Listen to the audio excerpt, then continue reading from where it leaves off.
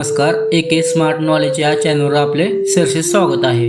तर आज बघूयात मोबाईल वापरताना नेटवर्क अचानक जातं आणि पुन्हा येतं, हे सगळं नक्की होतं तरी कसं। आज आपण बघणार आहोत की नेटवर्क आपल्याला मिळतो तरी कुठून आणि कधी का जातो।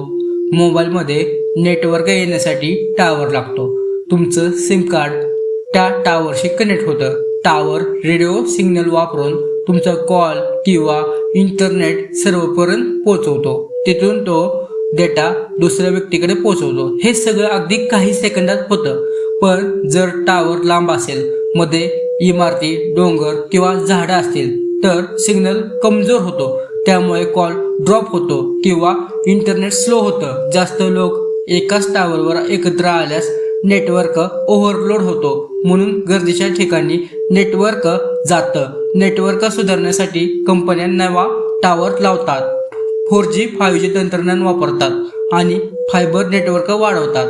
तर आता समजलं का नेटवर्क येतं कसं आणि कधी का जातं। माहिती आवडली असेल तर व्हिडिओला लाईक करा, शेअर करा आणि चॅनलला सबस्क्राईब करा। धन्यवाद।